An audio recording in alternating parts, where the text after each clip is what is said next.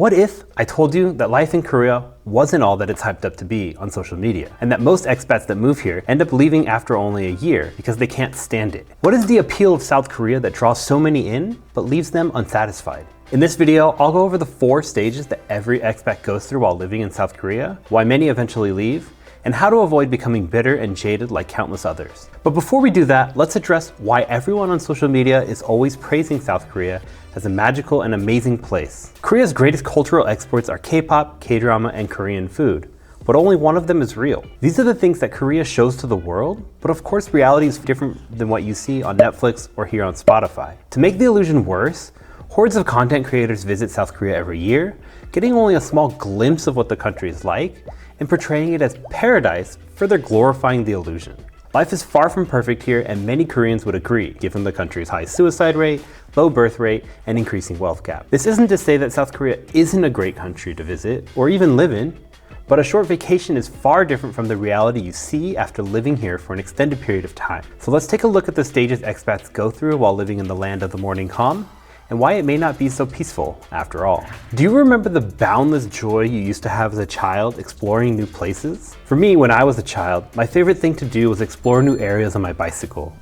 Whether it was alone, with my friends, or siblings, I would always find absolute joy in riding to new places and exploring areas unfamiliar to me. Getting my driver's license in high school was probably one of the most foundational moments in my life because it expanded the boundaries of where I was able to explore. New places always held new experiences to be had, and I would marvel at the simplest difference in scenery from my home. Moving to another country where the culture is radically different from your own is that same feeling to the 100th degree. Every single thing is just so new, so different, and your life feels like a never-ending dream. Everyone seems so kind and helpful because they all want to speak with you. Every food you have is a new dish with flavors you've never heard of or experienced.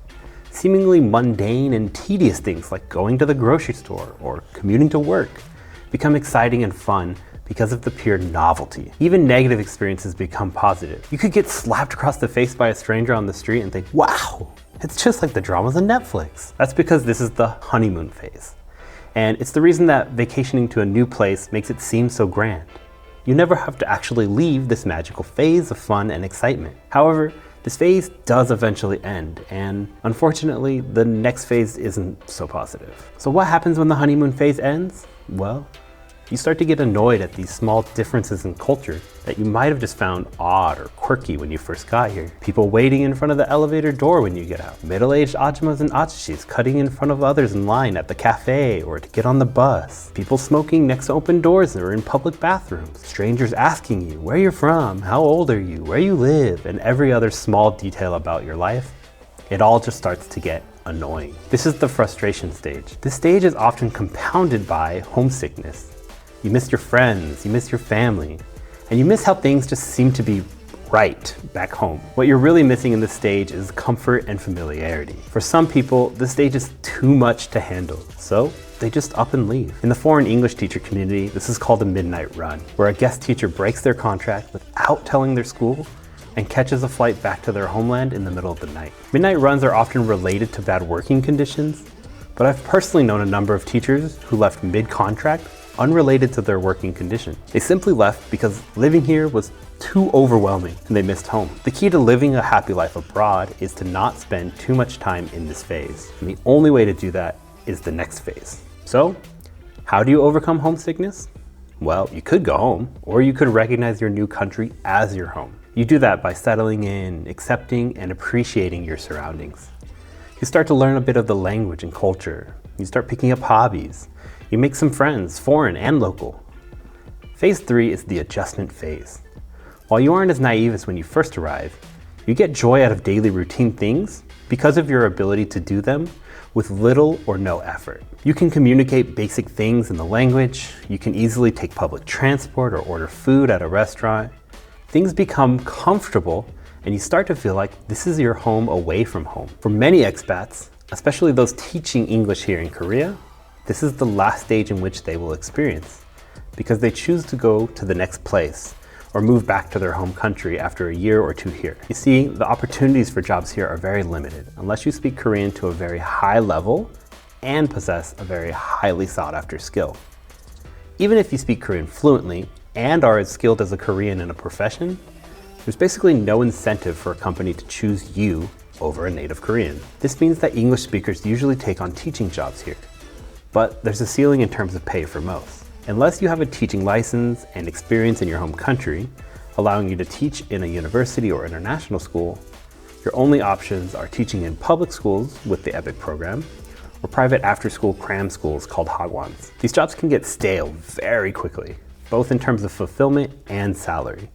There's a small percentage of expats that will choose to stay for the long haul though, and they tend to take one of two different paths for the final phase, resulting in two radically different outcomes. My first week in Korea, another veteran expat teacher of over 10 years said to me, "Every other foreigner you meet in Korea will either be here for less than 2 years or more than 10. To my surprise, this has been fairly true for 95% of the expats I've met here. I rarely know of an expat that leaves after living here for around 5 years. Everyone just seems to either be a complete newbie or a lifer. It's the veterans, though, that vary greatly in their attitudes. Living here for a decade or longer can really take a toll on you. You might think that it would be easier to make friends after being here for so long, but the opposite is true. Many veteran expats won't even bother trying to make new friends with new expats because they know they'll just be gone in a year.